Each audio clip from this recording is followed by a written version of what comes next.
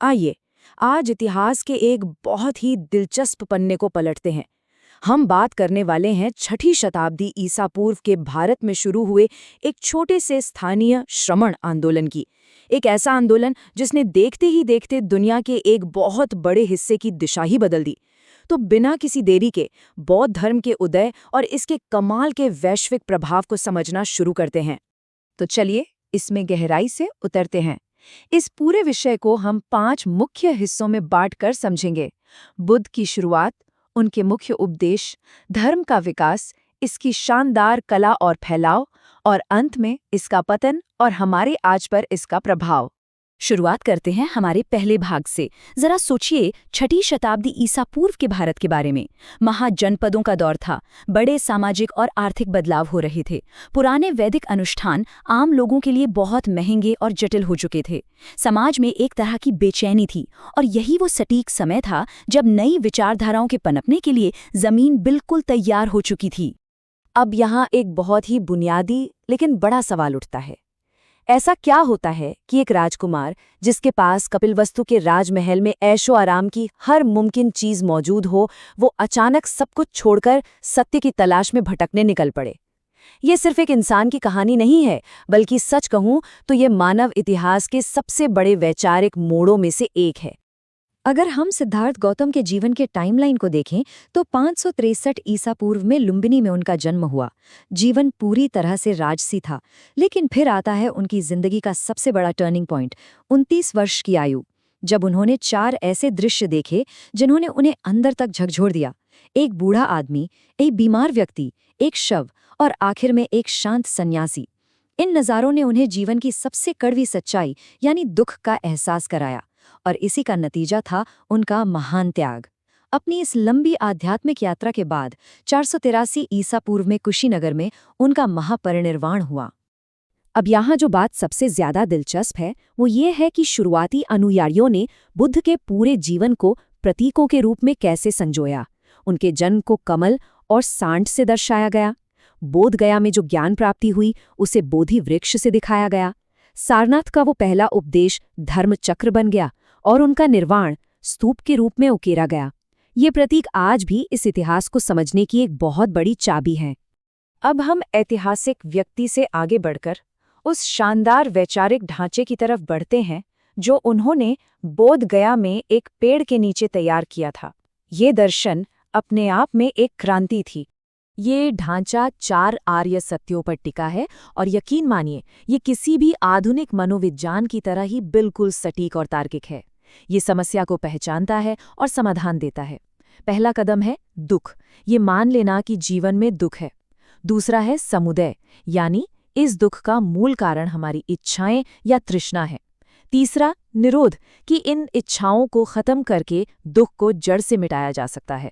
और चौथा, इस समाधान तक पहुंचने का रास्ता, जिसे अष्टांगिक मार्ग कहा गया, बिल्कुल एक स्टेप बाय स्टेप गाइड की तरह। और इस पूरे ढांचे का, इस पूरी यात्रा का अंतिम लक्ष्य क्या है? वो है निर्वाण। आसान शब्दों में कहें तो निर्वाण का मतलब है दुख से पूरी तरह आज़ादी और जन्म मरण के इस लगातार चलने वाले चक्र से अंतिम मुक्ति। इसे पाने के लिए बुद्ध ने मध्यम मार्ग का रास्ता सुझाया। उन्होंने बहुत ही स्पष्ट रूप से कहा कि न तो अथाह विलासिता में डूबना सही है और न ही शरीर को कठोर तपस्या देकर कष्ट पहुंचाना। असल सच्चाई हमेशा इन दोनों अतियों के बिल्कुल बीच में होती है।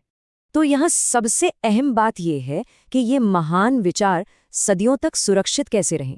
इसका जवाब है त्रिपिटक, यानी 3 टोकरियां।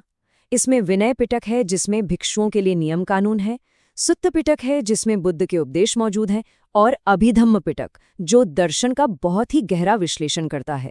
और सबसे कमाल की बात, ये उस समय के संभ्रांत वर्ग की भाषा संस्कृत में नहीं बल्कि आम जनता की पाली भाषा में लिखे गए। इस एक कदम ने उस समय की जातिगत और भाषाई कठोरता को पूरी तरह से दरकिनार कर दिया। चलिए अब इस कहानी के तीसरे पड़ाव पर चलते हैं। आखिर कैसे एक अकेले व्यक्ति का दर्शन धीरे धीरे एक बहुत बड़े और संगठित संस्थागत धर्म में बदल गया, और कैसे समय के साथ इसमें वैचारिक दरारें आईं। इस पूरी प्रक्रिया में 4 प्रमुख बौद्ध संगीतियों यानी परिषदों का बहुत बड़ा हाथ रहा। पहली संगीति अजातशत्रु के समय राजगीर में हुई, फिर दूसरी वैशाली में, तीसरी संगीति का आयोजन सम्राट अशोक के संरक्षण में पाटलिपुत्र में हुआ और चौथी कनिष्क के समय कश्मीर में। इन 4 अहम बैठकों ने भिक्षु समुदाय को व्यवस्थित किया, शिक्षाओं को संकलित किया, लेकिन साथ ही इन्हीं बैठकों ने उन वैचारिक मतभेदों के लिए भी जमीन तैयार कर दी जिन्होंने आगे चलकर धर्म को बांट दिया। और ये बात बहुत ही शानदार तरीके से दर्शाती है कि कैसे ये मुख्य संप्रदाय एक दूसरे से एकदम अलग थे। एक तरफ हीनयान था, थोड़ा रूढ़िवादी, जो आत्मानुशासन पर जोर देता था और श्रीलंका जैसे देशों की तरफ बढ़ा। दूसरी तरफ महायान था, जिसने बुद्ध को भगवान मान लिया, मूर्तियों की पूजा शुरू की और बोधिसत्व का विचार दुनिया को दिया। ये शाखा चीन और जापान तक पहुंची। और फिर आया वज्रयान, जिसमें तांत्रिक और रहस्यमयी प्रथाएं शामिल थीं, जिसने तिब्बत के आध्यात्मिक परिदृश्य को पूरी तरह से बदलकर रख दिया। अब हम इसके चौथे आयाम की तरफ मुड़ते हैं। वैचारिक दुनिया से निकलकर अब बात करते हैं इसकी कला, वास्तुकला और शाही संरक्षण से मिले उस बेतहाशा भौगोलिक विस्तार की जिसने इसे सीमाओं के पार पहुंचाया। इस फैलाव में सम्राट अशोक यकीनन सबसे बड़े उत्प्रेरक साबित हुए। कलिंग युद्ध के भारी रक्तपात ने उन्हें अंदर तक बदल दिया और उन्होंने बौद्ध धर्म अपना लिया।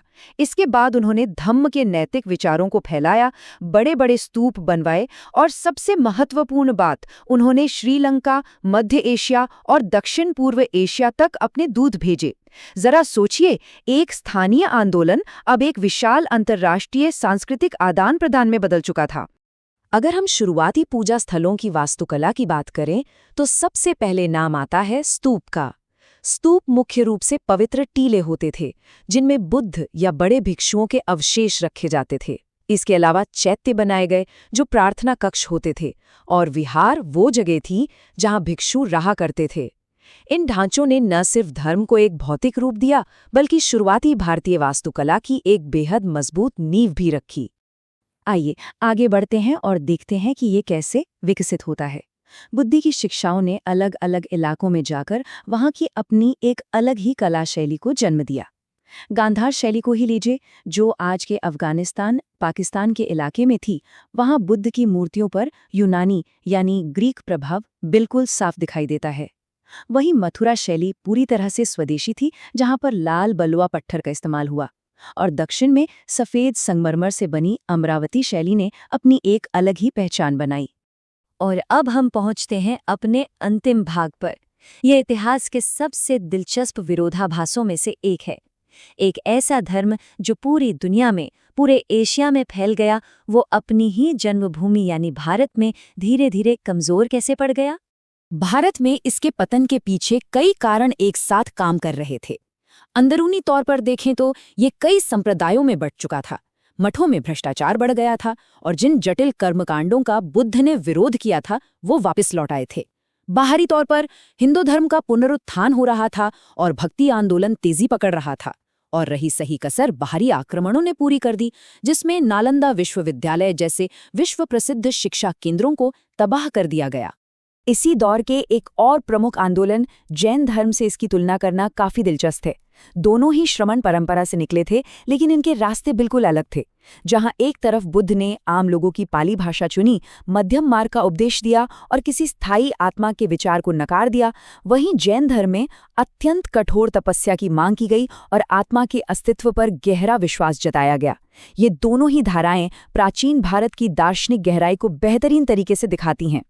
तो अंत में एक बहुत ही गहरा सवाल हमारे सामने आता है।